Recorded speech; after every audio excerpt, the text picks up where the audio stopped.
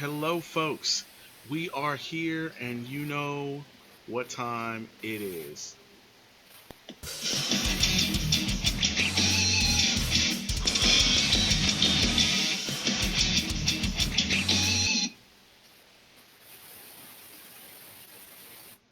Yeah, people.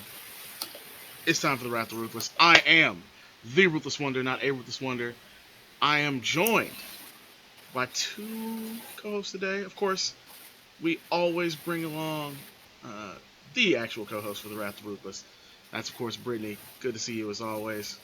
Well, sort of. Can't really see you. Yeah, I But was like, okay. And of course, we got another special guest coming along. We will be speaking with him momentarily. First, of course, we got to get through the usual stuff. So let's get on with the get on. First, I do want to make sure we, of course, uh, show you all the GoFundMe page from Brother Chris. That's gofundme.com/Thor's Warriors. If you cannot donate, you can, of course, just share the link on Facebook, Twitter, what have you. Any bit helps. Really important. Please keep it going. We said not too far from that $10,000 goal. Would love to see you guys help out on that. And I want to, of course, say uh, quick good things about the folks over at Ruby G's Juicery. Chris Good specifically. Amazing juices. You guys can see these like very lush photos. I can tell you, like, these are not just photo. This is not how they look in just the photos. That looks that vibrant in person. Um, I've been there a couple times myself. Wonderful, great stuff. Please be sure to check out Ruby Jean Juicery here in Kansas City. I'm told they got a pop up going on the plaza today until 4. I won't make that, but hopefully you good people can. There's their menu, of course. Plenty of good small bites, healthy food, their handcrafted juices, and of course their performance shakes and smoothies, and their other wellness related stuff, including some cold pressed coffee. I know that apparently is a big thing these days. Check that out as well.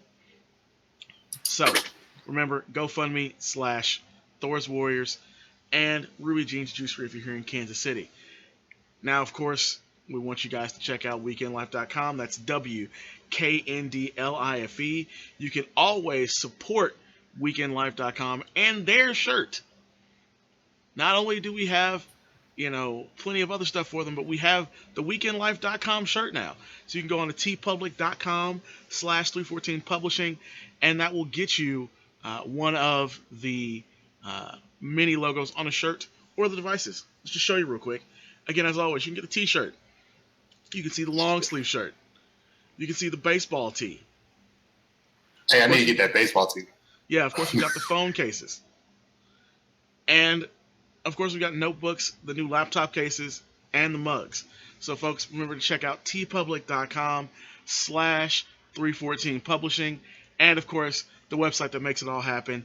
That's WKNDLIFE.com. That's weekendlife.com. Just press play. Gotta love that. Now, you just heard his voice, so we're going to do his proper introduction. We have a third person here checking out the show with us again this week. You've heard his voice before. You stream him on Twitch. You pay attention to his YouTube. You better pay attention to his YouTube. And that is, of course, Van Davis. How you doing, bro?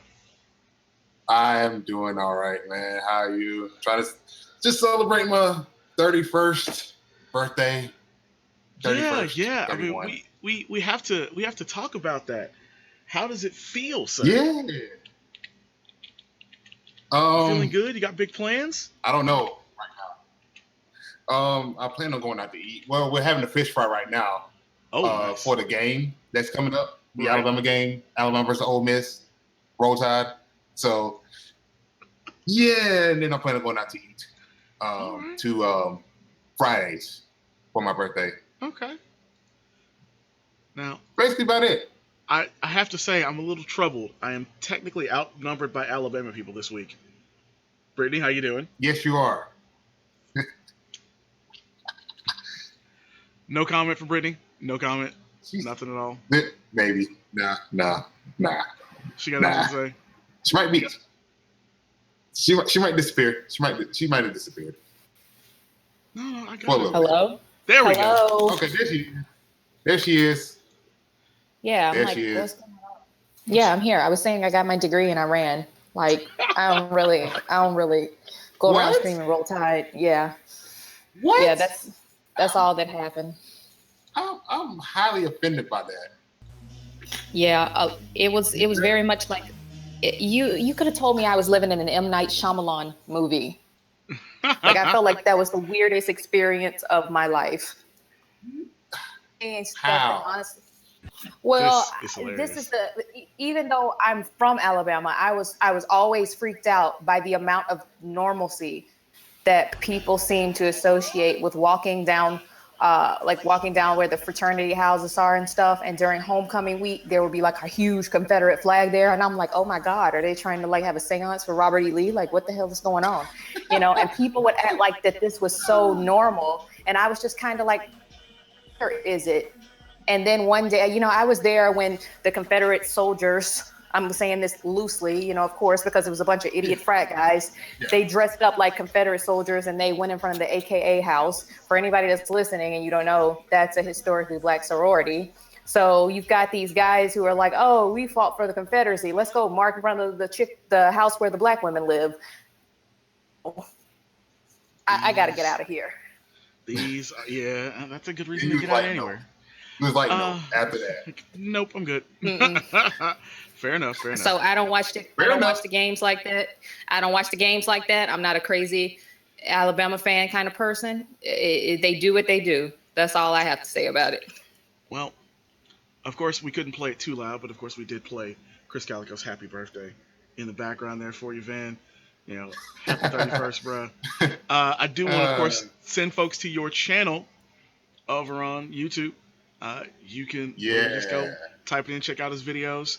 Of course, we've got to figure out how to do all that channel linking and whatnot so that folks can know to go to you from us and all that. We'll get to that eventually. But plenty of videos. Yeah. Please go check them out. Good stuff. Always good stuff. And of course, I don't want to, get out of here without mentioning, your brother, Aman, who was, of course, on with us a couple weeks ago. And his birthday was a little bit ago. We tried to give him a proper birthday shout out last week, and unfortunately all those audio issues happened. However, I do want to go ahead and say it again, happy belated. Great to see all you guys, doing great stuff. And we got 2 left? Yeah, we got 2 things we got to talk about before we get to, of course, the show this week. And that is, of course, our friends over at the Midnight Chat Attack. You can check them out on YouTube. I do believe they actually have a blog site as well. It might be on Blogspot. I'll have to bug Brittany's fan club member, president, Anthony, to find out what the deal is on that. And we'll get that stuff up, of course, as well. Next week, we'll have a member of one of their other shows. They've got 3 shows: the Midnight Chat Attack, the Midweek Chat Attack, and the Ringside. Is it the Ringside Hangout, the Ringside Chat? But one of the guys from the Ringside Chat is going to be coming on next Saturday, so look out for him, as well as one of our many original Justice Leaguers, the Superfans. One of them will be coming on as well. Look forward to talking to her next week when our subject is art in the modern age.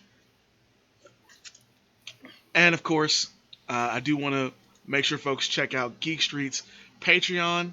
They have just launched their Patreon. As you can see, they're doing, nerd and geek culture podcasts. Be sure to check their stuff out. They've got some great rewards, t-shirts, all that good stuff. You'll want to, check them out. Check out, of course, Bobbles Block, who's been on a couple times with us. Gadget Clumps, their big tech show. Please go check them out. Support them over on Patreon. As you know, we have a Patreon coming soon. And we will tell you a little bit more about that as it gets closer to launch time. There's a lot of stuff that's got to go into that. I want to make sure we have good rewards for you guys. I don't want to make it a situation where, you're feeling like you're just giving us money just to do the stuff we're already doing. If you're a patron on Patreon, there we go. I promise you there will be something worth your while in contributing, even for as little as $1. That's right, $1 gets you access to our Patreon member benefits, and from there it only will get better. So look out for that at the end of this month, possibly during the October 1st podcast. I can't guarantee that, but it should be right around then that you guys get much more information as we get ready to launch that Patreon. So let's and of course don't forget to stream Van via VGaskin13 oh my God, on these Twitter. things last for like 20 minutes. I have ADD. Brittany, chill. It's like, come on, people. Yeah, we got to tell people about stuff, because if we don't, then we're just talking on the internet for no reason. Anyway, so be sure to check him out on Twitch TV. And now, our subject of the day, inappropriateness. Here's why this came up. You guys have found out, and of course everybody kind of knows about this. Recently, the Missouri Republicans overrode the veto by Missouri Governor Jay Nixon to a gun bill that would remove the safety training courses and additional training classes and background checks required to get a concealed carry permit. Now, so long as you do not have a felony conviction, make sure I have that right. As long as you do not have a felony conviction, and as long as the local sheriff, so the sheriff in your particular area, decides that you are not a dangerous person to have a concealed carry license, you can buy a gun and get a concealed carry permit in the state of Missouri. This is why this week's theme is inappropriateness. There are some things that I think are too far when it comes to even gun control. In this case, this is too far the other direction. One of the major issues with this bill is the expansion of the Castle Doctrine. Now, Brittany, I don't want to give you law school flashbacks, but unfortunately, this is technically legal heavy. Basically, they're saying that this bill says that the Castle Doctrine now extends to invited guests in the home, so that they can use deadly force against intruders. What? Yeah. The penalty for carrying a firearm into buildings where it's not allowed, which was previously a felony in the state of Missouri, will now be a misdemeanor. And it extends stand your ground, so that people no longer have a duty to retreat before using lethal force if they think their life is in danger. So we have major expansions of two very well-known legal issues, and then on top of that invited guest exception.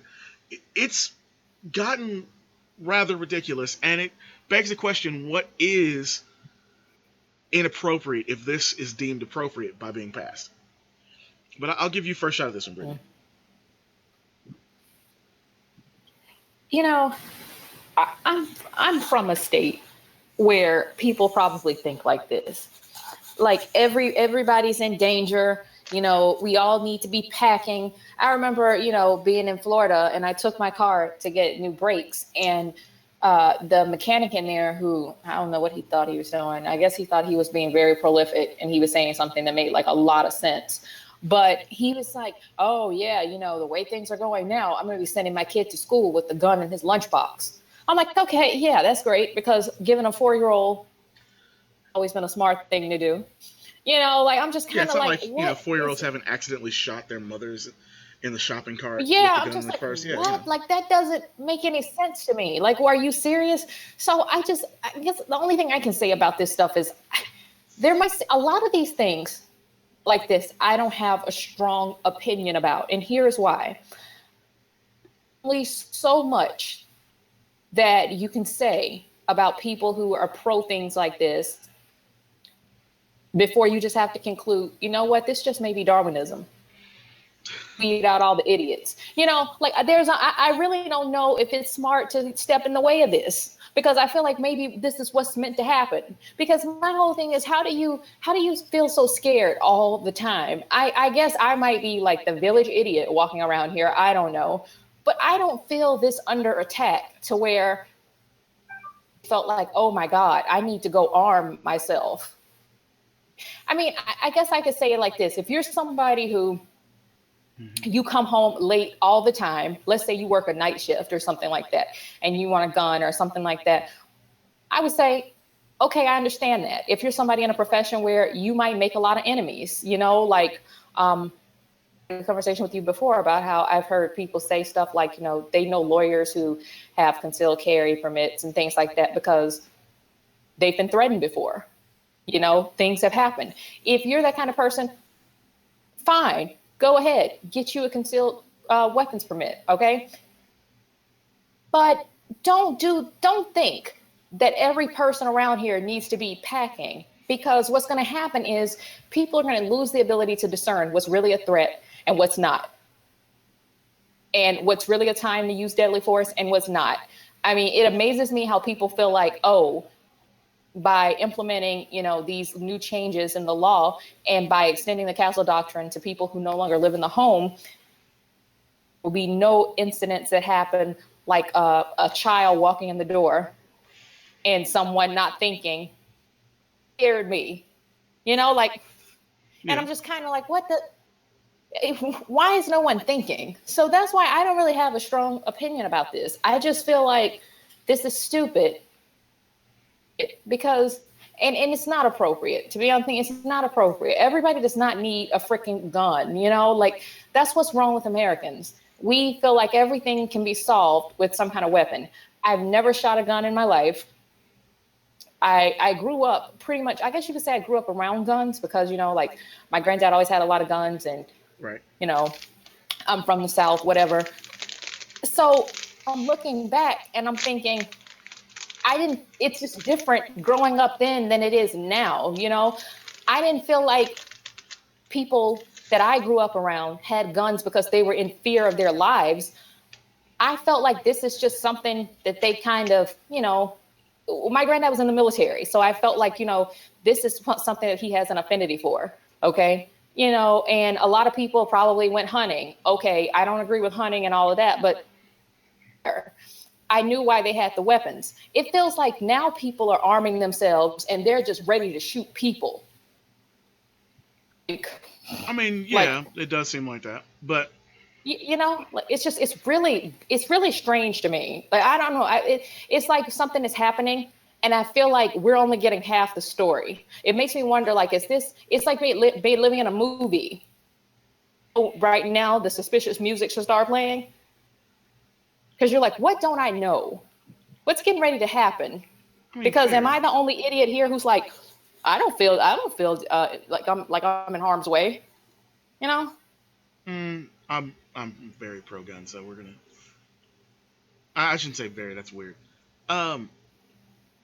There's, I don't know. There's a place for me for, responsible gun ownership in this country, mostly because I have no personal issue with guns. Now, you can say, well, Matt, you haven't had any, body, you know and love killed with guns. That's none of your business. But people who actually know me personally know the friends of mine that have been lost to gun violence. That doesn't make me anti-gun. It makes me anti the way we treat guns in this country. There are multiple countries that are very much pro the citizenry having weapons, but they do a much better job of teaching and educating about them beforehand. We treat guns like they are the very embodiment of the movies, and you're a gunfighter. Despite the fact that westerns have been out of style for how long, and despite the fact that we've seen reasons that there should be more controls over them. But that's the nature of humanity. When you give humanity a power, it only wants more of that power. Van, any thoughts on this one, man? Me personally, I don't like guns personally myself. Mm-hmm. I have respect for guns though, but I personally don't like guns. Mainly because of the fact that I lost a friend of mine when I was in middle school to a gun. It was accidentally shot though, but it was this bill though. I was reading on. It's kind of weird. It is kind of weird. I mean, in the state of Alabama, you can have a gun as long as it's concealed, and you have a permit for it here too. Right. But what Missouri is saying is that like anybody can have a gun. Yeah. And like, I'm like, why would you do that? That means a 3-year-old could have a gun. Well, what they're saying is essentially with this law, because there's the Missouri law says that there is a background check and waiting period done for a gun purchase when you make the gun purchase. So essentially they're saying you don't need to redo that process again for the concealed carry. The problem is, man, the background check being done for purchasing a gun is just a basic sweep. It's not the kind of thing that you checked out. This puts a lot of power in the hands of sheriffs to it does. to essentially say, "Oh, well, you're not a danger. You can have a gun." So I'm assuming he thinks his friends don't, need to worry about having guns. What about the average person? What if a bunch of Black Lives Matter protesters came and wanted to get their concealed carry permits? Certainly a good reason to have See, them. Yeah. that's the thing too. Yeah, yeah. That So there's no like finite line to be drawn with this, yeah, and I don't really know. I don't know if Van has any experience with this. Like I remember growing up in the South, I knew people that had weapons all the time, like I knew people that carried weapons and things like that, yeah, like, I mean, my grandmother, for one, has a carry permit, so it never was weird to me. And it's kind of crazy. It's still not weird for me to see people carry, like, it's weird for me to see them in Target with it, like in a holster. Okay. That would be a little Yeah. bit much for me, something like that, that is kind of Yeah. like, oh my God, like that's crazy. But if you have it's not crazy if somebody were to tell me, hey, I have a gun and I have a weapon, and I have a permit, or I have a permit for this, blah, blah, blah. And it's in my purse right now, or it's in my glove compartment, or whatever, like, or it's not on my person right now, but I do carry a weapon. I have a permit. It's not weird for me to see people carry weapons, but it just seems like now, I don't know why. That's why I can't really articulate it well. It's almost like it seems like people are carrying guns for a different motive. Because even then, when I knew people were carrying guns, I didn't feel like they were going to hurt anybody. So there was a lot of tension around the gun issue. It was just they were kind of like, and I have a weapon. And usually there were a lot of reasons for it. Like my grandmother, I think when she got a gun, it was because she would leave work late. She was used to leaving work at like, I think she was saying like 7 o'clock. It was normal at that time. And, she was kind of like, okay, I have to walk to my car. I'm a woman. There's a certain level of protection that I need here. Things like that. If somebody has that thing, I mean, totally, I get it. But it seems like everybody now, it's just ready to hurt everybody else. yeah. It does seem like that's the case. Now, obviously, I have a digression in mind for this particular subject. I wanted to kind of get into this deeper issue of, again, what I was saying before, that I think we have an education with guns problem in this country, and that people have attached some kind of emotional, gunslinger from a Western flick, nature Yeah. to having guns. And that, of course, brings me to this. Now, of course, you guys can see Oh, there. Um, What is this? this is I'm trying to figure out the same thing. oh, it's an iPhone phone Is case. that a All phone right, holder? that is Yeah, in I was fact about a to say, is phone that? holder. So Yeah. this has been out recently. It's been out for a few months, but this is a phone case with a trigger finger handle to it. It looks like a gun with a phone on top. Oh God. Now I know what you're Yes. thinking, like, okay, well that's a Somebody's bright gonna pink, get that's killed. black. That's not going to look all that bad. I'm sure it's really small or something. No, no, no. Oh, that's not I it. am not thinking that. They also have this one that looks even more like No. like imagine seeing that even looks more like a gun. Like I would Yeah, if that I looks like a saw revolver. yeah, it properly looks like a revolver, and it's scary. But here's how the phone looks when it's in your pocket. Could you tell that was a phone case and not an actual gun, Nope, not at all. Brittany? It- People are such idiots, man. People are such idiots. No, I cannot tell at all. Like, but we're gonna throw this up a notch. All right, this is not a phone. It's a gun made to look like a phone. It's a concealed carry weapon Oh. designed, and this is a in production device. Concealed carry weapon designed to mimic a cell phone, so that it can be essentially sight-wise undetected going into any location. Hmm. Ridiculousness. Yes, Yeah. I'm I not for agree. this at all. I Wholeheartedly am agree. not for this at all. The thing about this that makes it particularly dangerous is it is actually not that expensive. You can buy one of these for just slightly more than buying a phone off contract. So you're looking at about $600 to $700 at most for this, and then I think about $400 to $500 for the knockoff versions of this phone. So it could easily be bought and purchased and carry it around. If you weren't already scared of what the dude inside a building with you is packing, much less inside an elevator. That is the idea that you would want to have guns that are masquerading as other products says that you don't respect what the gun's for. You know what I mean? That's my personal thought. Yeah. Well, that's the thing. That's entirely the thing. And you're insensitive to that also. Yeah. Like, what if a kid gets a hold of this? Yeah. That kid thinks this is a transformer because Lord knows that's the only thing they would have to reference their brain to.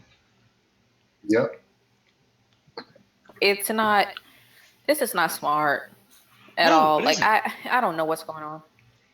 I mean, they've got like I said, they've got the fake, and you can see the fake camera on the back there. If when closed up, it looks like a phone in a holster. No. It does. It really does look like that. It just doesn't. And that brings me to this question of, well, it brings me to two questions. One goes into the next topic. This brings me to the question of, what are we deciding is okay? And have we gone from deciding what's okay based on the way we wish people would act instead of the way people actually act? Because this is, I think it's basically. Yeah, go for it. It's the second one that you said, the way we wish people would act. Well, or whichever way you put it, first, whatever. It's that option.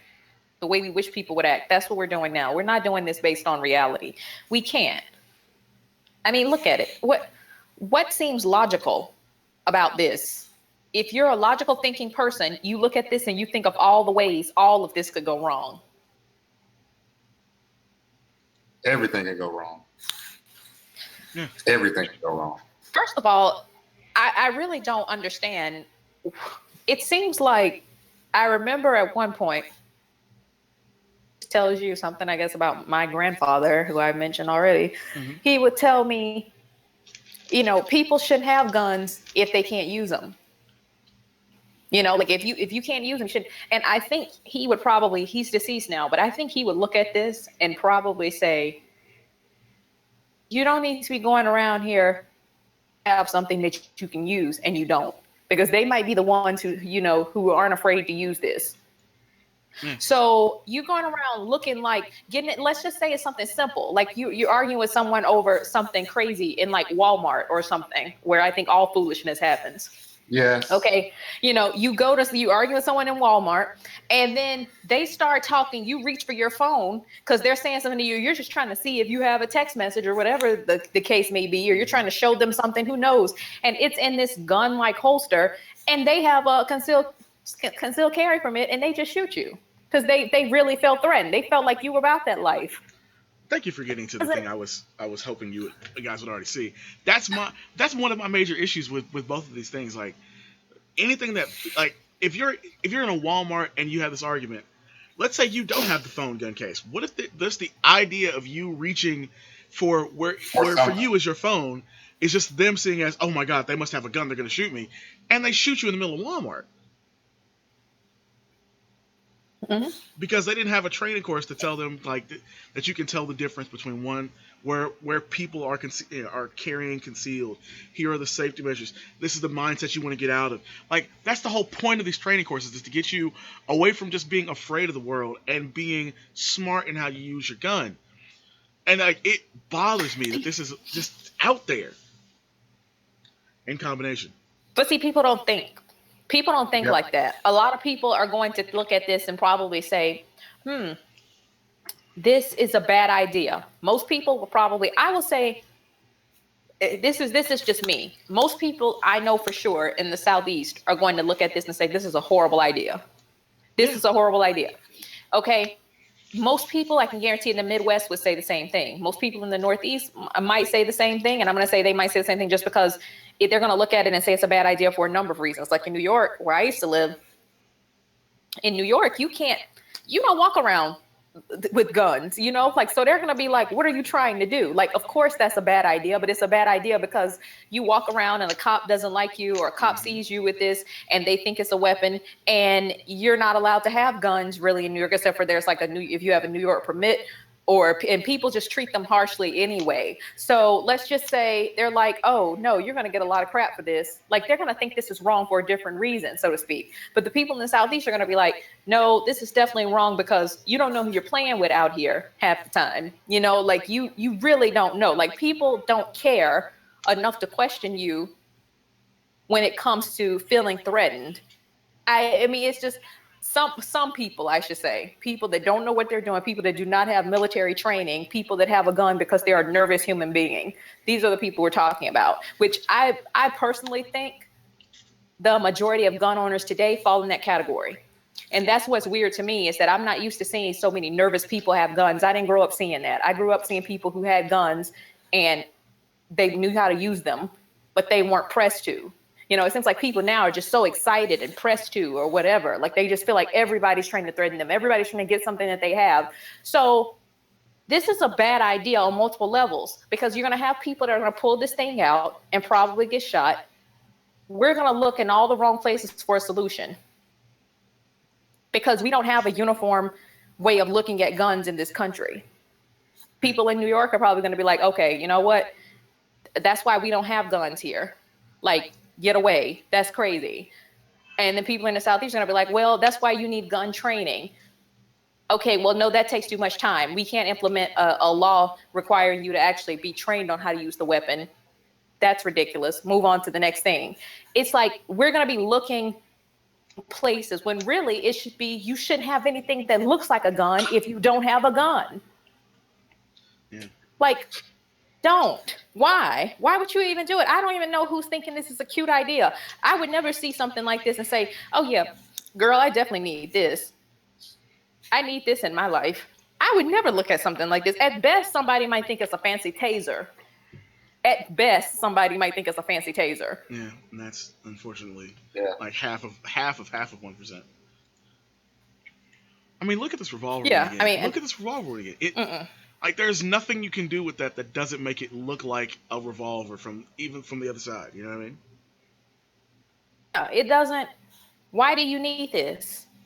Why? I mean, is it a defense mechanism, you think? Do you think people are making this stuff because they feel like, okay, if somebody thinks if somebody thinks I have a gun, they won't come near me because that'll scare them away. Well, if you have one, probably thinking the same thing. If you have that ideas, but they might have an actual real gun. You know, like, they may not know what you're there for. That's the problem with all of this, like, breeding fear in people and all of this, you know, we need so many weapons. And I mean, oh man, I don't know how y'all living. I mean, you know, we can be honest. Like, the reason I am not in, I am fine with the idea of, you know, Missouri wants to do this for open carry. That would have been fine. You know, removing the training off of the entire group of concealed carry licenses you can get just is crazy to me. It's crazy to me. And like I said, it begs the question of, have we gone from treating people like children to treating people like they're perfect? And to me, it seems like that's what's going on. Like, they have turned it into, you know, well, we think everybody's going to be perfectly fine, and only the people that, you know, we want to have guns will have guns, so we can do laws like this. That's what it feels like. It also feels like Republicans drawing a line in the sand in my state over something that is only going to get people hurt, and I hate it. Even though, you know, there may be a moving Ruthless Wonder here real soon, I still care about what happens here. And that, of course, that nature of... Let me. What's up? Hello? No, I was talking to you. Sorry. Oh, and so that inappropriateness brings us to a very weird story. I will go ahead and say this is a weird story. All right, so the Atlanta School District has reprimanded... I forget the woman's name. I know it's here in the article somewhere. But Patrice Brown, excuse me. They have, which she put out some photos, like some selfies of hers on her Instagram, and then some photos of her went online as well of her inside the classroom. She has not been fired, but she has been reprimanded because it was said that she was not wearing proper attire to be teaching. Now, they say, and this you can see the photo, and of course the stream right now. That is the photo that brought brought her to most people's attention. In addition, and we're gonna go take a look at these because yeah, why not? So these additional photos are the ones that have since somehow become an additional issue. Now, I did this on purpose. Y'all are both from the South. You're not too far from Atlanta. I gotta ask you guys, what did you think of this? I'm not gonna call it a non-story because she was disciplined by the district for it. But what did you guys think of this entire fiasco? I think the only people that are really having an issue with that lady don't have this body. Yes. I feel like that's the only thing. I feel like it's old. I really do. I feel like that. Look, I'm sorry. I'm gonna say it. I don't care. This is coming from someone who considers themselves a womanist, who considers themselves very versed in feminist issues and like women's issues and gender issues, blah blah blah. But the only people who are mad at this lady, who do not have this, and I can't say people, I'm gonna say women who do not have this body. And I'm gonna tell you, I think that demographic falls into I would say it's probably women who are maybe late 40s, early 50s, who probably aren't women of color, who are like, oh my God, the children, because it's in Atlanta, I have to put on my Southern drawl. Like, oh my God, the children, that's what's happening here. Because this is not something that anybody, look, both of you guys are men, okay? Yeah. This is not something that men are going around raising hell about. You're right. This is not something men care about. Apparently, there were a couple of guys did so, but my whole thing is this: the reason I don't care is because it's fourth grade kids, and I'm sorry, this doesn't seem objectionable at all. I have seen women at professional events in these clothes. You just said what I was about to say.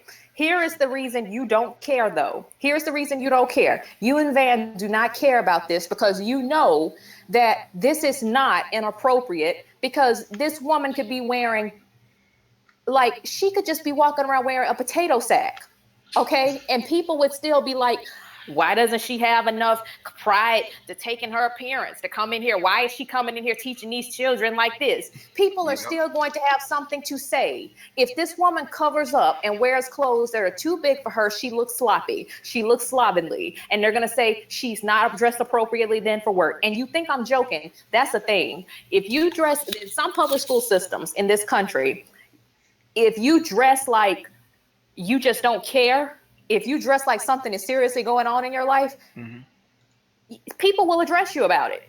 They will come to you and ask you like, hey, what's going on? And I don't know why. I don't know. The only thing I can think of is probably because people probably think, okay, are you having a breakdown? Is something going on? Like, is this emblematic of a larger issue? I don't know. Right. But I just feel like with this going on right here, probably because people want to make sure you're at your best if you're teaching their children. You see what I mean? It's probably that kind of situation too. She clearly takes pride in her appearance. Okay, there is nothing going on with this lady. And I guess being a Black woman myself and knowing how we are shaped, I could put on the same dress and look inappropriate. I think half of what's going on with her too is that people have this stigma that they bring to women of color, where we are made to look like we're hypersexual or we're too sexy for everything. All right. Way. If anything that remotely hugs our body, that's what I think. And I don't care, but this is how I know it's a woman thing. It's a jealousy thing. The men who are out here having an issue with it are probably saying, look, I don't know if she needs to be teaching like I don't really know how to put it. I guess I could give you a better example. Like if he has a daughter that's in 4th grade, okay, he might be the type of guy who is always telling his daughter, you know, don't wear things that are too, be mindful of how you look. Be mindful that appearances matter. Don't wear your clothes too tight. Be mindful of the situation. And he doesn't understand the message. If this conflicts with the message that he's sending, I think that might be when men might say, okay, I don't know. Maybe I have a little bit of a problem with this. I don't know. But I definitely feel like this is women. Because these are the only people that would sit around and just pick this woman apart like this. I mean, yeah, there are some men who will do it. There are some men who will do it and pick this woman apart. But let's just be upfront with it, Matt. Let's be upfront with it, Van. The men who are having a problem with this lady are racist. Yep. Well, yeah. That's it. They are not. That's the only thing I can say. Or they're hoteps. Yeah, exactly. Because hoteps get mad at shit all the time. But because anybody else is going to look at her and say, okay, I can look at her body, I can look at her shape and just tell she's not a big woman. She's fairly like thin and in shape. So this is just her body. This is just how she's built. What do you want her to do? Well, exactly. I don't. Seriously? I don't understand the issue with it, but it's apparently a thing. Like, this has been going on for multiple days, and she got reprimanded by the district for her dress. This dress. Like this and the ones that you see in these photos. I don't see nothing wrong with that dress. I really don't. There's nothing wrong with that dress. I don't see nothing wrong with that dress. If you ask me, I feel like some people need to stop making an issue out of every single thing, because the one thing we have not seen, the reason this got so popular, I think, was because I saw somewhere somebody said she was like the sexiest teacher. She got voted sexiest teacher or something like that. Yeah, and then this blew up and I was like, teacher bae online. Yeah. So I'm just kind of like, that started out like a cute hashtag, I guess, that somebody thought like, okay, you know, it was something, it was kind of like, I don't know if I would call it cute. It's almost like I put it on the level of when Jeremy Meeks, you know, he was a mugshot guy, like hot mugshot guy or whatever. Like people just found her picture and said, you don't normally see a lot of teachers this hot. Well, let me put this out here. Like that was somebody's mentality when they did this. So, and it just blew up because of the way social media is today. Yeah. And now we're analyzing the way she dresses. Well, the thing that made me think it was sexist and racist was when I saw somebody had done that to a guy. There's a teacher who is in New York, and everybody was passing him around, and they were like, oh my God, like what class does he teach? Blah, blah, blah. And I think he teaches probably middle school, elementary school too. Nobody is looking at how this man dresses. Really, we don't know if he's coming in there with shirts that are too tight, with button downs that are showing off every single thing God gave him. We don't know what's going on with him. You know, like we don't know if he's like a single mom thirst trap. We have no clue of what's going on with this man in that classroom, and nobody's caring. Nobody cares. But this woman, they stop and analyze. Okay. And I'm just saying the only men that have a problem with this are racist. And I'm willing to bet everything I have on that, because I bet you 9 times out of 10, any dad that comes to her classroom is not going to notice like, oh, she's entirely inappropriate. He's not going there first. Okay. And I don't even think many, I don't even think many black women or many women of color, period, would be looking at her being like, oh, she's entirely inappropriate. Because say what you will about how people perpetuate this idea that women like to hate on each other, whatever. When I looked at this picture, that's not where my mind went, because I know how we're built. I know how we look in certain things like this. I didn't say she's inappropriate. I was just like, oh, okay. But I was like, oh, okay. That's nice. Really? Yeah. This is sparking debate. This is all like racism to me. That's what it is. It's that demographic who are hating because they don't have this body. That out there, and it's the racist men who are like, sit down, we don't want you in the classroom. How dare you be a pretty young attractive woman of color with an education and educating kids? That's what this is all about. Yep. Yeah. Van, any thoughts on this one? Honestly, like I said, I really don't see nothing wrong with this dress. I really don't see nothing wrong with all the other outfits that she had on either, especially the Alabama State one. Like, what? Like, these are the things that she wears normally. No, I'm not neither. No, I'm not. Trying to look up I got my hand off the keyboard, okay? Man is trying to slide in the DM. I mean, like, I'm not gonna blame you, bro. Like, I wouldn't. Van is over there trying to write up cute messages like, "What's up with that multiplication? What's up with that long division?" Van is writing messages like that. Like, I always struggle with that arithmetic. I still don't understand this geography. Van is saying all kinds of crazy stuff right now. Look here, I was a good student and I made all A's in my classes. Okay. First off, yeah, you would have probably made a whole lot of A's if this was your teacher. I've had a couple teachers. I had a couple teachers that dressed like this as well too in middle school and high school. But that's beside the point. The point is, she loves her body. But like, look at her in this one. This is apparently also inappropriate. How? I don't know. That is so. That's what I'm saying. You see what I mean when I say I know current teachers right now. I know current teachers right now that will probably wear this dress and nobody will say anything to it. So probably on the other race end. Like if a white lady wore an Alabama State shirt with tight jeans and a hat like that, nobody would say nothing. And let me just tell you something. At all. As a black woman, I'm gonna tell you why she's wearing like jeggings, like jean leggings. I'm gonna tell you why she's wearing those. Because stores, it's hard to find jeans if you're a woman with hips and butt. Okay, speaking as one who has those things, it is very hard. I have had to buy jeans like 3 sizes, not 3, maybe like 2. Maybe like 2 sizes up, okay? And then do something about the waistband gap just so it can like fit, over my butt and over my hips, because jeans are made like you're a stick figure for most women. She's wearing that because she needs the contrast. Huh? I said, and now everyone's looking at your Instagram. What did you say? Yeah, I'm gonna go slide in your DMs right now. Look, Van, I can't teach you no multiplication. I can't teach you no division. Anthony, you better stick with this lady if you want to learn something. She had to get jeans 2 sizes bigger because her ass is that big. Let me tell you, I'm just being real. You can teach me law or whatnot, whatever you want to teach me. I'll learn. I'm a quick learner now. You know what? I can't with him when he said that, man. I'm a quick learner now. I can't with your friend. I'm serious. But I am a quick learner. No, I get it. I'm just saying, like, here's my thing. I'm like, he is so adamant. Oh, Lord, man is so pressed. But I mean, like, I just really feel like this is one of those situations where that's why she's wearing the jeans like that. That's why they are fitting her like that. If you have a problem with the way this lady has her jeans, make relaxed fit jeans that fit women with curves. Relaxed fit jeans do not fit.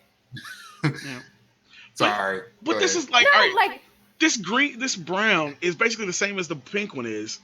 And she's got a cardigan on over that, like not just a regular cardigan. This is like a calf-length cardigan. It looks like what? I only know what a cardigan is. And you know what it looks like to me? It's like a pull, like the jacket looking thing. But what bothers me is that I think when I looked at that picture, the salmon color dress that you just showed, when I look at that picture, I said that probably that looks like, just based on how the classroom is probably when a lot of people weren't in the classroom. I bet one of her teacher friends, "Oh, you look cute today. Take a picture." And we don't know if she had a shawl. We don't know if she had a cardigan over this. We do not know. This looks like she's just saying, "Yeah, I know. I like this dress." And she was just having fun and taking a picture. That's what that looks like to me as a woman. Yeah. It doesn't look like she would probably even stand and teach them in that, because it looks too dressy. I'm just thinking it probably was somebody like, "Hey, girl, you look cute. Take a quick picture." There are no kids here. That had to have been the situation. Yeah, I don't see. And it's in the morning or while the kids are somewhere, because those are clearly like papers. They probably were outside. Yeah. It looks like she does with her other Instagram photos. It looks like she just was like, "Oh yeah, take a picture of me in this outfit so I can put it on my Instagram later." Yeah. We don't know anything about how this woman goes to work, and frankly, they need to get off of her. If you're so worried about this woman, worry about your body. Worry about doing some squats. Worry about perfecting yourself, being the best you can be. Since the Since most of these people out here probably hate Colin Kaepernick, the ones who are having an issue with this lady probably hate Colin Kaepernick for what he's doing. How about you make like the army you claim you care about and be all you can be? Go to the gym, do some squats, do you some crunches, and get off this woman. Okay? Like, really? Really? I mean, I'm with you on this. So it just seems out of sorts, I guess, for me. But it comes to this again, this question of what is and is not appropriate.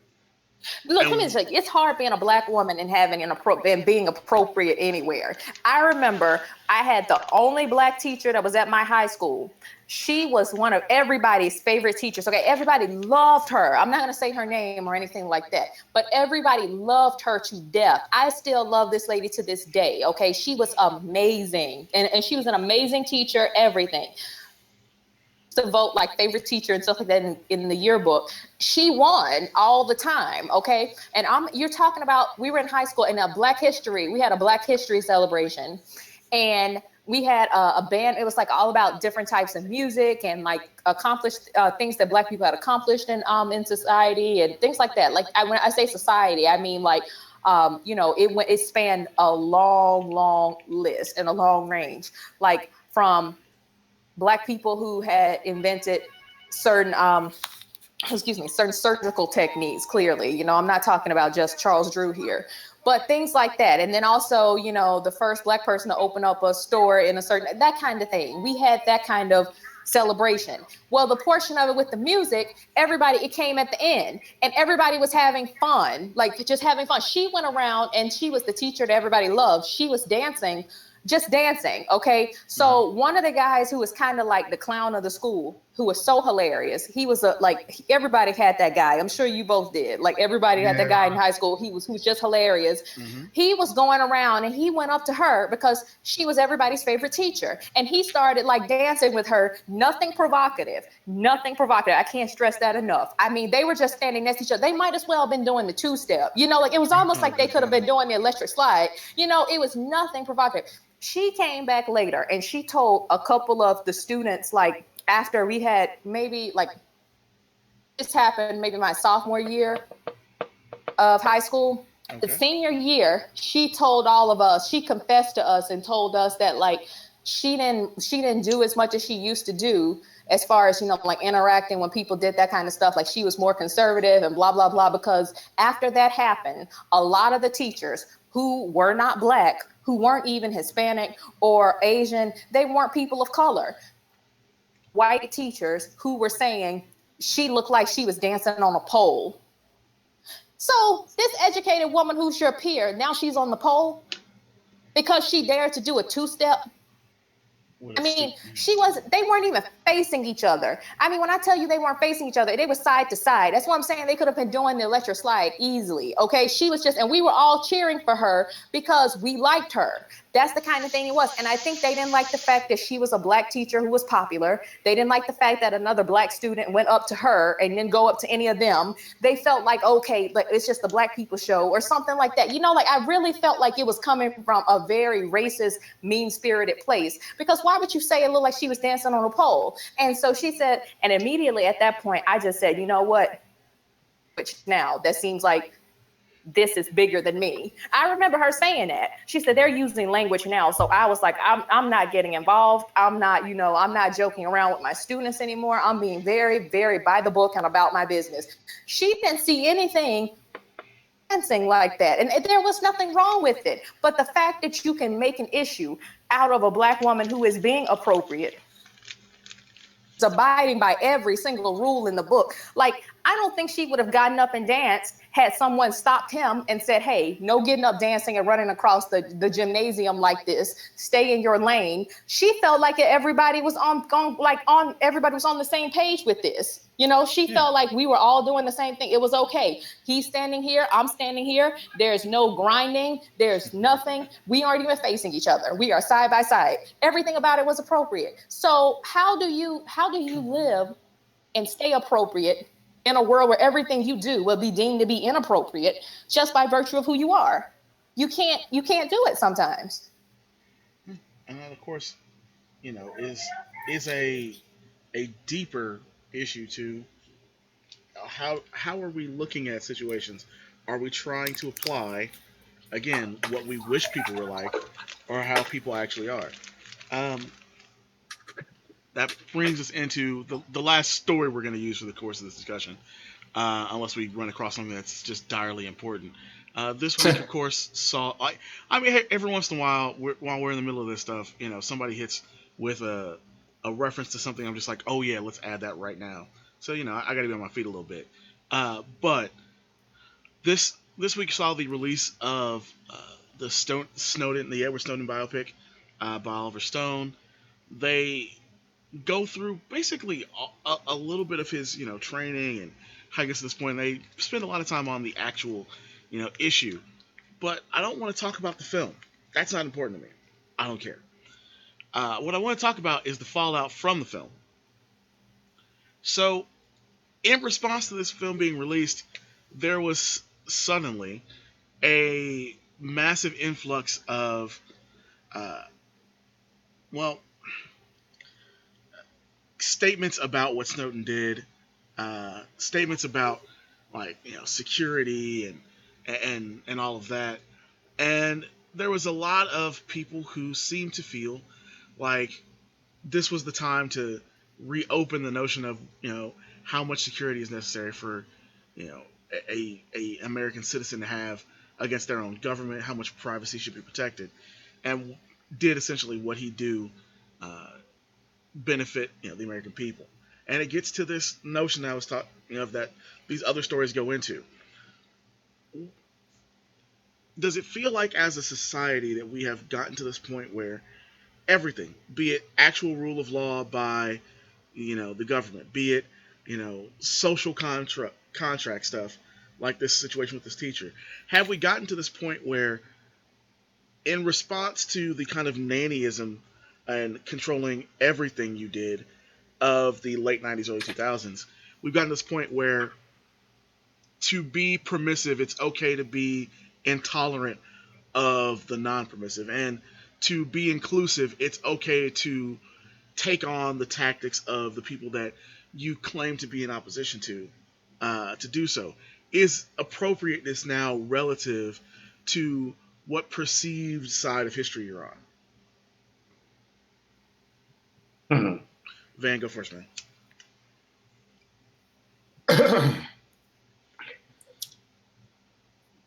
To be honest on that, hey, can you repeat that question one more time?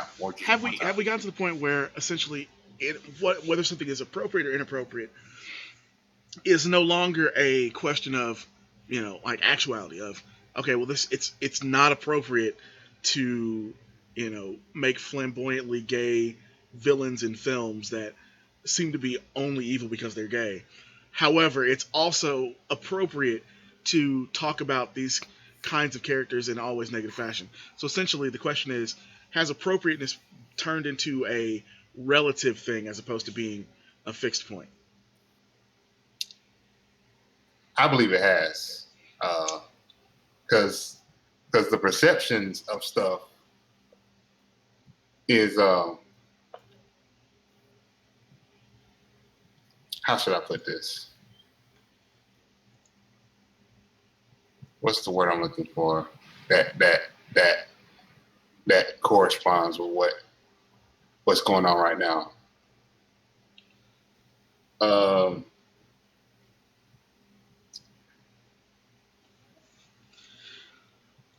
Well, I'll give you time. I'll give you time to catch your place. Brittany, any thoughts? Sorry. I'm sorry.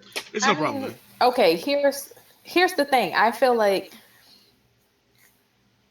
we're at a point where the definition of appropriateness and how people are deeming things appropriate or inappropriate very much are as a society. And I think the best thing I can do is give you an example that now everybody's talking about this new movie that Michelle Rodriguez is in called Reassignment. Okay. And she's playing a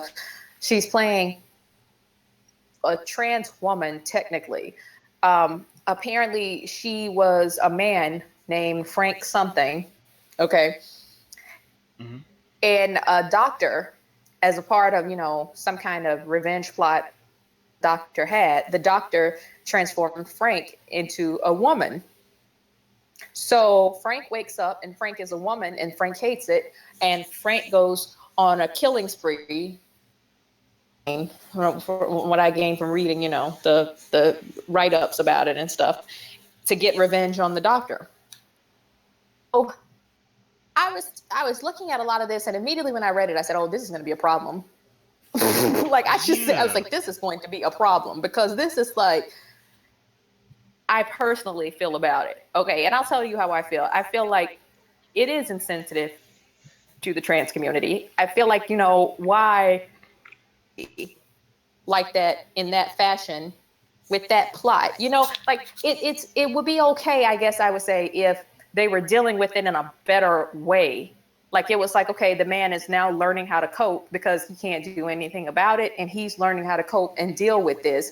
And he's gaining some understanding of what it means to be trans. If they did it from that perspective, I would say this could probably be appropriate. But I feel like to act like, she's ruined his life and she's done all of this, and just the way they're handling it, I should say, it's just completely. And it's totally based on, like, it goes back to what you're saying, right? It's totally based on what I feel, based on me living in this time period, and based on my own personal views, what I feel is appropriate. It's totally based on my own subjective beliefs. But I feel like it's inappropriate, and I just can't. I was looking at it and I was just thinking, how do you think this is appropriate? And so I can only say that there's a sliding scale here, because to someone that's completely inappropriate, it's inappropriate. Also, that's completely appropriate. It's completely within the realm of things that are acceptable. So I guess I should just say, I don't know where we exist. I think it's very subjective, like you insinuated. But I don't know how, from the point of subjective to determining what is concretely appropriate and what is concretely inappropriate from an objective point of view. Because I think as a society, I don't know how we get back to that point, because clearly a lot of people, a lot of things are pushing the boundaries right now. And a lot of people feel like, oh, and that's not. Or, like we're talking about a teacher with a dress, for goodness sakes. And then we're talking about, bigger issues like what Donald Trump said. And is it racist? Is it not racist? Is it okay to say this? Is it not okay to say this? Well, I feel like we quickly digress a little bit on that. I mean, the idea of, a Donald Trump presidency seems rather inappropriate. But he did say something interesting that I will cover, because I think it fits into this notion. He recently said he ended the birther situation with Obama. He said Hillary Clinton started it during her campaign in 2008, and he said, and I finished it. Like, he is an American, period. Now, in this notion of subjectivity, you have and we're not going to talk about Donald Trump specifically on this. I'll save that for a different show. You have this notion of a lot of the things that he says are deemed inappropriate, but are not, in all cases. Some cases they're very similar to things we get from, say, Hillary Clinton, and oddly enough, even a Bernie Sanders. This is what I mean by the subjectivity of appropriateness. Like, can you see what I mean by that? We have politicians that often do that. Yeah.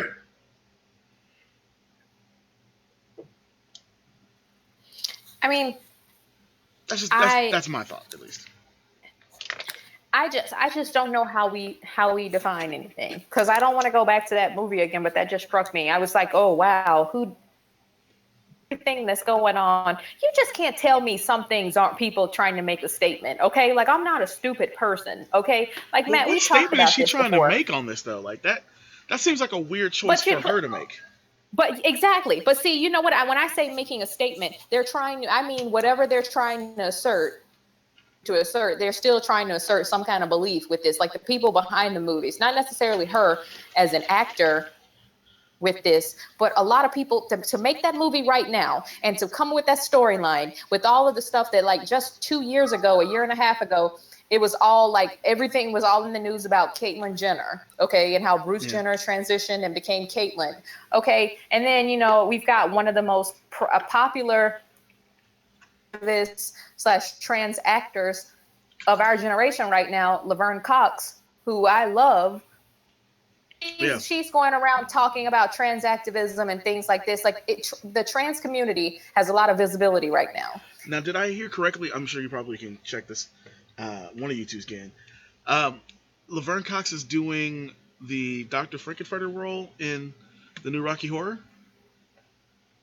Yes. I don't know about that one. Yeah. I thought I heard that. All right. Yeah. That's freaking awesome. Just the thing. Yeah. If anybody's gonna pick up for Tim Curry, that's awesome. That's where we are today. Yeah. As a society, and you make this movie. I mean, tell me if I'm wrong here, guys. Is it not? I mean, I just want to know from you guys, because sometimes I feel like I'm crazy. Is it not inappropriate? Inappropriate because of where expanding the boundaries when it comes to gender and things like this. Like, first of all, there are like 28 genders. I lose track of the number, but there are like 28 different genders. So a lot of what we know about gender right now is a social construct. Yep.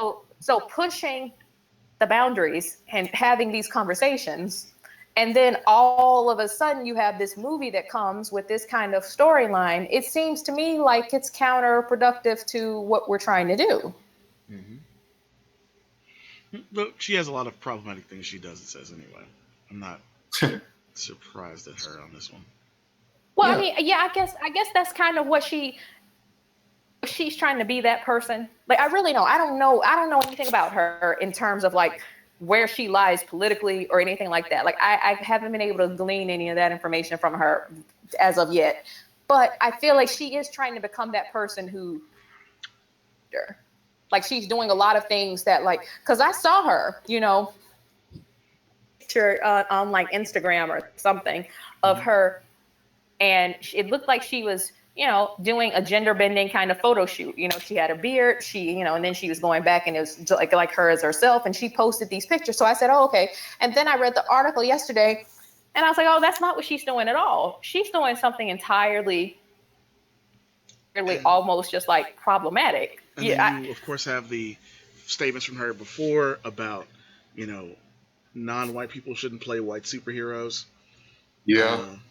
Yeah, and then I was kind of like, okay, so for you to say that means that you feel like there is a such thing as a white superhero. Like, you realize, you feel like white people own this because they've been this. Like, it doesn't make sense for you to have that mentality when, if in society and in Hollywood, people letting you know that it's acceptable for white actors to play people of color, to play roles meant for people of color, or to basically be people of color in roles when they're clearly not. Like, it's okay for, someone who's white in an Asian film as an Asian star, that when you really should have an Asian actor playing this role. But Hollywood has told us it's okay for a white person to do it. So how dare you go coming from Hollywood and knowing that these same messages are sent out?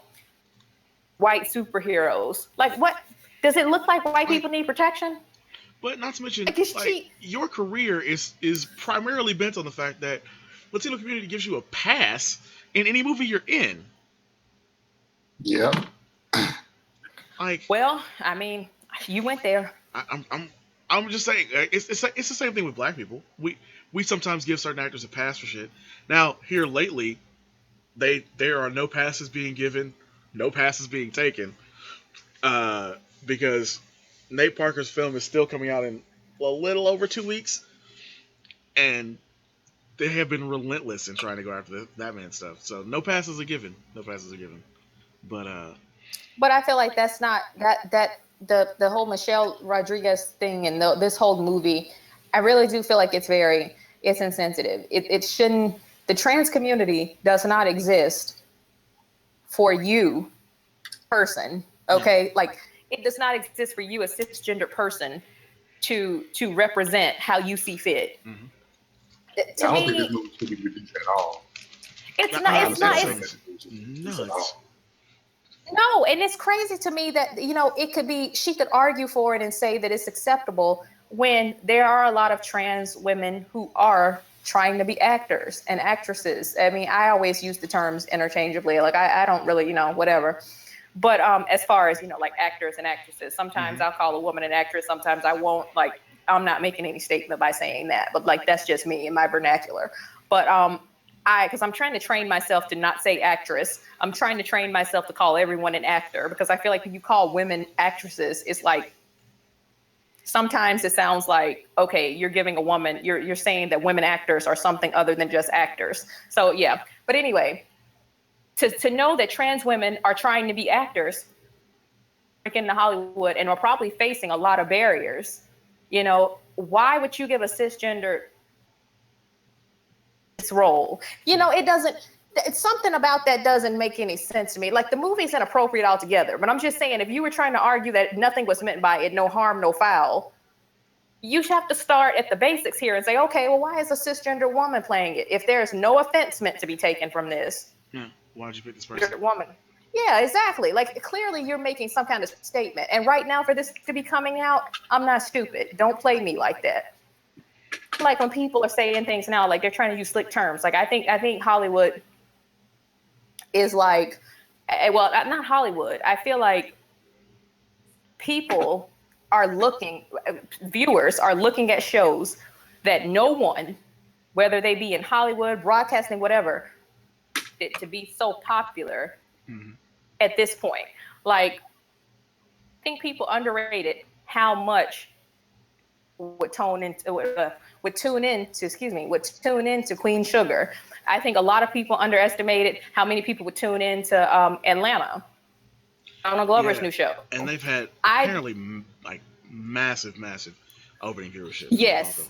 It's broken so many barriers and so many like viewing records. It's crazy. Okay, this is just like 2 episodes in, I think. So this is ridiculous at this point that people are acting like, and I saw this article, people were like, oh, is diversity TV here to stay? And I'm like, is that even a question that needs to be asked? The fact that people are watching these stories means that they want to see something else. So of course it's here to stay. What do you mean? Do you mean that tomorrow I'm going to wake up and I'm going to like go back and see nothing on the TV? But people who look the same, talk the same, act the same, and then you're going to be like, oh, you know what? Diversity was a phase. It doesn't make any sense. How do people think life works? And how do people think art works? It's not going to be the same for you to just go. You can't just erase what a show has done. Exactly. By being like, diversity TV here to stay. Of course it's here to stay. People have said they want to see something different. It's here to stay. And the one reason I think that show is really going to be bigger than Donald Glover probably actually even imagined himself, it's because it's telling a story that's very honest. And when I say that, I mean, I've talked to you about this before. Yeah. Story that has an honest perspective from an honest voice. You can't criticize it. Like, a lot of people have criticized Blackish and saying things like, okay, they don't like the title of the show. They don't like the name. It's called Blackish. So it insinuates that like there's something other than black. So there's more than one way to be black, blah, blah, blah. A lot of people have said things like that. And then they said, okay, well, some of the way they handle topics, that's not the right way to handle that. People are always going to have something to say, period. I love Blackish, so I don't agree. But a lot of those same critics can't come with that BS, because Donald Glover is telling you a story.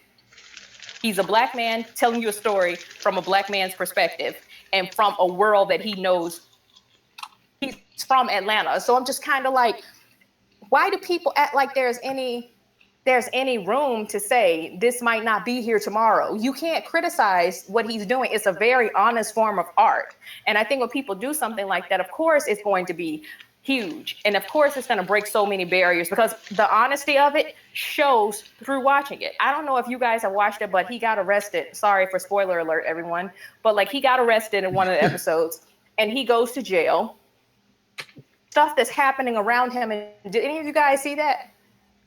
I did not see that. I haven't. And it's okay. I don't get bothered by spoilers. So it's fine. Okay, well, the jail scene, he shows you everything in the jail. Like, the jail scene is meant to be funny, but it's also meant to be dark. And it goes back and forth like that very quickly. One man is telling him a story, and you look at it and you're like, this man's story is funny, and he is so messed up right now. Like, he's crazy. But then you see an actual crazy person, someone who is mentally, I don't want to say like sensitive, but someone who is like, they have severe mental issues. I'll put it like that. Drinking toilet bowl water out of jail toilets, okay? And everybody in the room, including the COs, they're all watching him do this and laughing about it. But when he throws the toilet water on a CO, like he spits it on him or something like that, he's acting like a fish in a fountain and he spits it on him, the CO starts beating this man relentlessly. And it's like a very dark moment. So everybody was just laughing, and then all of a sudden it just goes dark. And I was like, see, this is an honest story. He could have kept that light. He could have kept that like, oh, we're going to just laugh it out. It's going to be fluff all the way through, whatever. He went there and he told you, hey, when you look at people who are in the jail system, this is not how you may run into people who will make you laugh a little bit. You may run into people who are just having like minor brushes with the law, nothing serious, but you run into people who are here because society has deemed there is no other place for them to be. Yeah. And this is maybe not the right place for them, considering everything that they have going on. And when I see stories like that, I think there's no way to invalidate them because it's honest. It's so honest. And we've all been broke in our 20s before. I mean, yep. Yeah. Oh, like he's very broke in this film. So I'm just kind of like, TV show. That's why people want to watch it. Nobody wants to see the days. Listen, nobody wants to see right now in this time post 2008, where people like myself graduated college and we went out into like an economic system that was horrible. Okay, the job system was awful, like just off the charts in the toilet. Okay, yeah. Nobody wants to see a bunch of 23-year-olds living in apartments in New York that they can't afford. Shows by name, but I'm pretty sure you guys know which show I'm talking about. Wait. Do we have a ban on saying the show's name now? Like, if that's the case, I'm totally in on this. Are we banning the speaking of She Who Shall Not Be Named and her TV show? I think we are, folks. We're gonna roll with that. I think I know what you're talking about. I think I know. I'm not or denying. But I'm just saying, I don't want to see any other shows like that. We are tired of that because that is not reality for a lot of people. And kudos for him for getting this right. Like, I'm just saying, Matt, you might think I'm being petty, but I'm being real with this one. I love this. This is great. I'm in. We don't want to see that. We don't want to see that. We don't want to see that. Like, I don't want to see that anymore. I don't want to see any shows. I don't want to see any more shows about, I'm broke and I'm in my 20s, but it's okay. I'm going to call my parents and they're going to pay my rent for me. A lot of people don't have parents that can just pay them rent because their parents had to pay a mortgage or rent themselves. Like, are you serious right now? Like, it doesn't make any sense. So the fact that Donald Glover's got this story where he's actually showing you the reality of what it's like when you come from that world that most people come from, it's good. Debating. The fact, I know why we're still debating it because, people of color, let certain people tell it. We can't make any art. I do want to say one thing real quick about this. So for the first 3 episodes, that's been the 2 on the one night and the third just this last week. For those 3 episodes, Donald Glover has averaged 1 million viewers or more for the first 3 episodes. Okay. On FX, mind you. On FX. And which is a cable channel that a lot of people don't have. The show that will not be named by the person we don't talk about did not reach 1 million viewers until episode 8, and just barely. Okay. Wow. So it was then back down to less than half that the next season. Anyway, that show won't be talked about. We've put a ban on that show. Well, I did what I felt needed to. needed to be done, because I'm looking at it like this. I'm giving attention to art that is real and art that is true. Now when I look at certain things, because you can watch shows and get angry about the fact that people still have to prove themselves. Like when I watched Queen Sugar, I was like, is out here doing the thing. Okay, she is killing it. She is an amazing director and amazing, like, I mean, she probably has a lot to do with the production and everything too, but she's an amazing producer, an amazing director. I can't remember right now with the credits and everything, but I can't say amazing enough when I talk about it. Like, I'm in awe of just how it looks. You know a show is good when you don't even, sometimes you can't pay attention to what they're saying because the show just looks good. Filmed so good, and it just looks so real, and everything about it is so powerful. So the idea that we have that going on, and that, you know, a lot of things that are less than good, like that show, and are getting so much attention, I'm like, you know what? I'm taking it upon myself to be the person. Sugar. I'm not giving you any light. I'm not letting you shine if you aren't doing something Queen Sugar. That's amazing, and something out here that equals this, because this, what's happening over here, this is amazing. And this is what we really need to be focusing on. You're doing this Rudy Poo stuff. Real quick, Queen Sugar. Two of the first 3 episodes directed by Ava DuVernay herself, but episode 1 entirely written by her. It opened with 2.6 million viewers and has not had less than 2 million viewers so far. Wow. Because it's good, man. And you know what? Awesome. That goes back to what we're saying. People want to see these shows because they're honest and they're real. People don't want to see this stuff that's like you have to put your brain in like a drawer, or you have to step into an alternate universe, unless it's science fiction or something like that. But if you're trying to touch on real issues and you're claiming that you tackle real issues with your show, like that show claims it tackles, you know, the one we banned, you claim that you're speaking for an entire generation, one with certain genitalia. You're speaking for everybody. Like, I don't want to put my brain in a drawer to watch that. If you're really speaking the truth and you're being real, the truth, but speaking for everybody. The fact that I have to put myself and my experiences in a drawer to watch it, I'm tired of doing that. This show is not something that you have to do that with. And that's not to say that to enjoy art, you have to come from the same experience or background as the person who created it. That's not it at all. It just needs to reflect some level of reality. If you're going to put it out there that you're representing, if you're saying you represent everybody, represent everybody. Donald Glover has not gone out and said he's trying to represent an entire generation. He hasn't said that. So the fact that he hasn't said that means that you can honestly come to his art and say, I'm taking it for what it is, or it speaks to me because I know XYZ. But when you put that whole label on yourself, like, oh my God, I'm speaking for everybody, that's when stuff changes. And that's when you have a higher responsibility. And if you fail, in my humble opinion,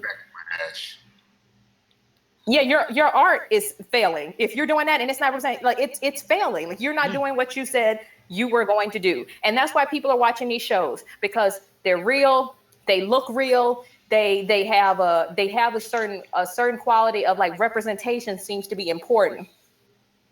Which is really like, I mean, that's important to me. Has been, and I know it's important to Ava DuVernay because, you know, she's talked about it a bunch of times, and Donald Glover feels the same way about that. Like, this is what people want to see, and it's not just a what do you call it, a fad that people want to say, oh, it's a fad. It's reality TV, not reality TV. Oh my gosh, what am I talking about? It's diversity TV. You know, I'm sitting here, it's like, what am I God? Like, I think I was probably thinking about something that I was going to say, but, you know, put it up there. Like, my brain sometimes works like a dysfunctional computer.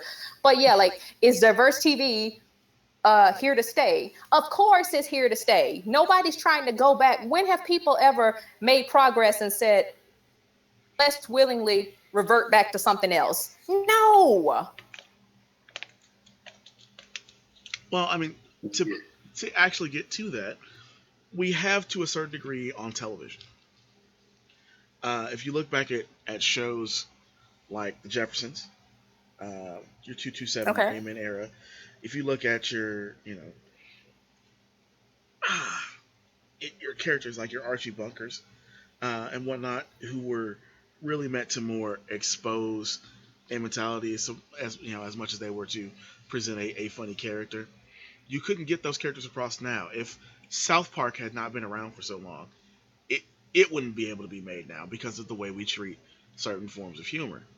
Uh, since that's your thing, I do want to ask how you feel about appropriateness as it affects comedy.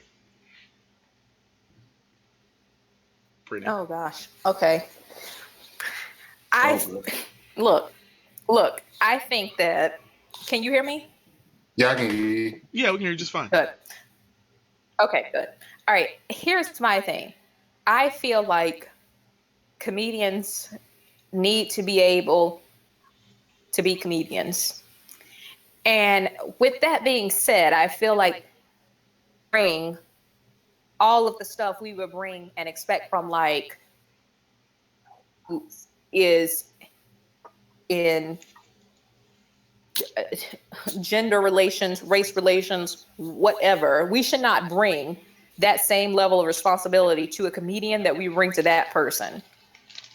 Okay. And here's what I mean by when I say that. I think most people when they look at comedy, they're not trying to necessarily it all the time. Like people aren't trying to watch comedy. They're trying to catch something that like makes them, step out of themselves for a little bit. But I don't think that that's an all-out license to be flat out freakingly offensive. Like, don't go up there and pull a Kramer. Like what?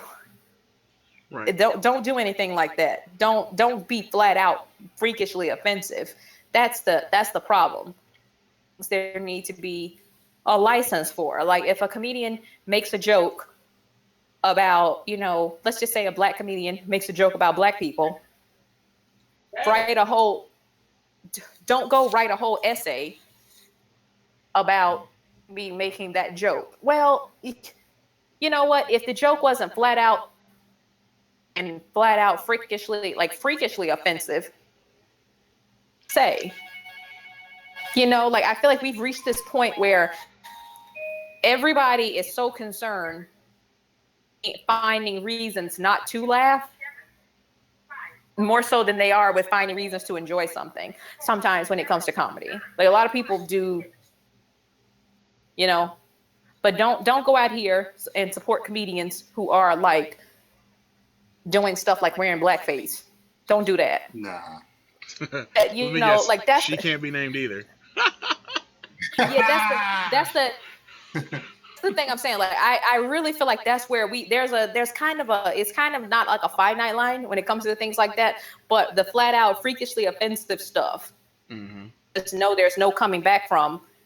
That's the stuff that we should really get up in arms about. Like when you're a white comedian and you're walking around here wearing blackface, that's entirely inappropriate. That's something to be like about.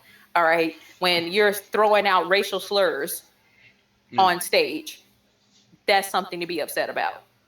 But if somebody just says something that you just didn't like because, like Gerard Carmichael made a joke about slavery and people didn't like the fact that he made a joke about slavery. He wasn't saying slavery was great. So I'm like, why are people mad that he dared to? And it's just because they felt like, I guess, a black man shouldn't be making a joke about slavery. Like there's nothing funny about slavery. And I'm just kind of like, say there was anything funny about slavery, and he's not saying he's pro-slavery. So what are you mad about? Don't find reasons to always be mad about something. Try to like relax a little bit and give the person a benefit of the doubt, because if they aren't being freakishly offensive to the point where you have to clutch your pearls. That's how I am. I'm not offended by a whole lot. Okay. So okay. I'm probably one of these people who it's not person to talk to sometimes. I'm not offended by a whole lot. I just don't want anybody being like, I don't want a comedian coming out. Huh? So you don't want them being outlandish, right? Yeah. Like, don't come out there making stupid stuff like pro-rape jokes. Don't come out there, making pro-slavery jokes. Don't come out there making like, slurs and then blackface. And I'm good. I'm good. I'm very easygoing because I know that at the end of the day, what a comedian says is not of how they personally feel. Yeah, there a lot of times they're pushing boundaries. You know, they're saying things because they're pushing boundaries and they want to get you to think about something differently. I don't think I haven't seen a whole lot of comics. Oh wow, Yeah. this is where I am here. A lot of them are saying things to get you, to get you involved. Like I was listening to Bill Burr's podcast the other day, and he was talking about how he was on stage, jokes about Hillary Clinton and how she wasn't fit to be president because her husband cheated on her. And he was like, he knew that this is not how he felt. He does not feel that way at all. He was just making jokes because he knows how stupid it sounds to say something like that. So he felt like it was funny to get up there and make jokes like that. He doesn't feel that way at all. And he was like, I was happy that the audience understood where I was coming from, because I feel like, in comedy, room for you to go up there and be that person anymore, even though you think it's funny, because everybody feels like, oh, that's you. You must be saying that. You must feel this way. And I was like, I feel where he's coming from with that. Like, I feel entirely where he's coming from with that. Anytime you make fun of anything, or anytime you try to step in and try something new, it's like, oh, that must be you. Sometimes that's not the case, So I guess that's what I'm asking. That's my way of answering your question. Just relax. If nobody's trying to be outlandish and freakishly offensive, chill out. Chill out. Exactly. And that's kind of where we are. I mean, we're the larger notion of that idea of in the most subjective genres of entertainment. For some reason, we still use the like entirely entirely relative nature of appropriateness. Now, I want to get us out of here on a fairly calmer, rather interesting thing. Brittany has elected to not want to talk about another thing that was coming up, so I'm not going to get into that story. We will instead go to something that's, like I said, just a little bit kind of tinily lighter, not too big of an issue. So though she should be happy about this, Margot Robbie confirmed that there is a Harley Quinn solo movie coming up, and she will be producing it. Ooh. Oh, okay, cool. So I've posed the question to you, our former Dr. Harleen Quinzel. How do you feel? Amazing. You can tell she's happy when she has like nothing to say besides. Yes. She's trying to hold in freaking out right now. Like she's trying to hold in all the joy that she has. Uh-huh. I'm a woman of few words when I'm pleased, when I get my way. No, I feel like this is one of those things where this is going to be, it's going to be done well. I think that Margot Robbie, probably for her to be there, somebody has seen that she has some instincts when it comes to this character. So I think that this is going to be a very, very interesting, and I'm happy for it. Like, is there a release date for it or anything like that? They do not have release date information. Of course, I'm sharing that. Let me give you guys the screen as well. Yeah, you guys can see it. There we go. They have not said when this will come out, but there will be a Harley Quinn solo film and an adaptation of Queen of the Air that she's going to be starring in. But yeah, Harley Quinn apparently always wins. So, I mean, in the history of the one thing I want to happen with this movie, and I have a feeling it's going to happen, I want to see, I mean, I'm not one of these women who I have a problem with people. I'm not going to say women. I'm going to say people. I'm not one of these people who I have a problem with, character being sexy and doing her thing while she's being sexy. I don't have a problem with any of that. But I just hope it's reflective of the complicated character that Harley Quinn is. That's what I hope.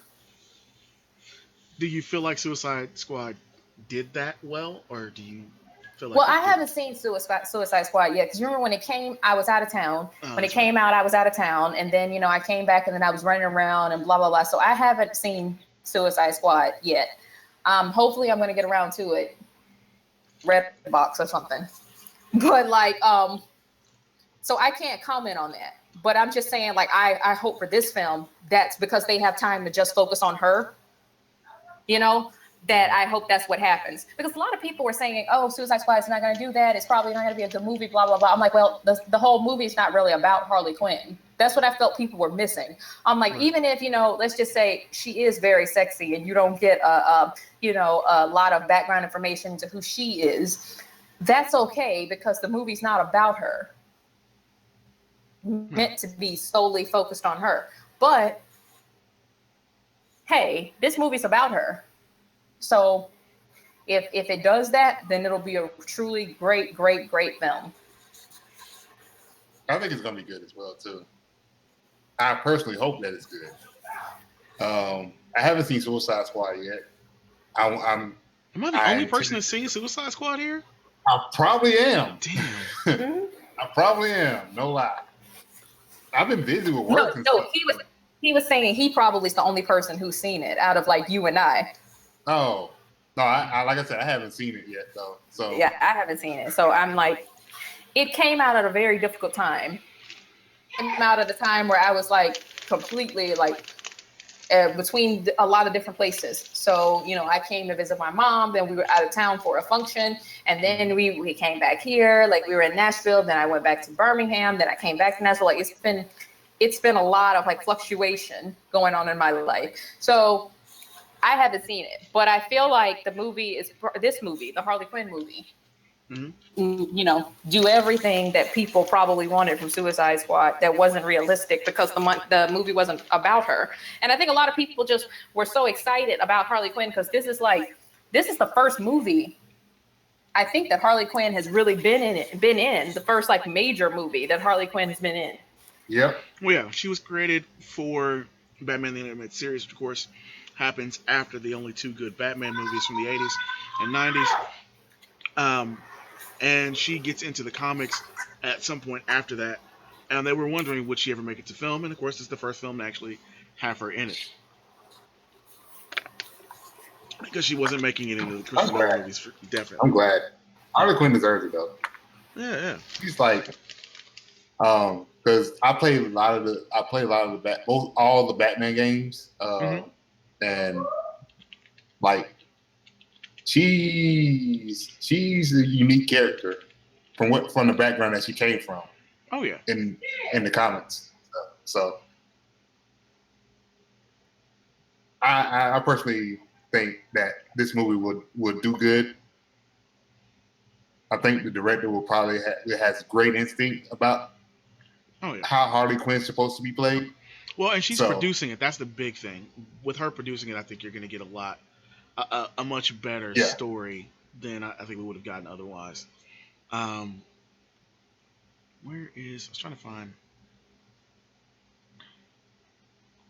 No, it's not there. I was trying to find the original voice actors for Harley Quinn. I would love to see them kind of work everybody who's played Harley Quinn at some point or another into this Harley Quinn film.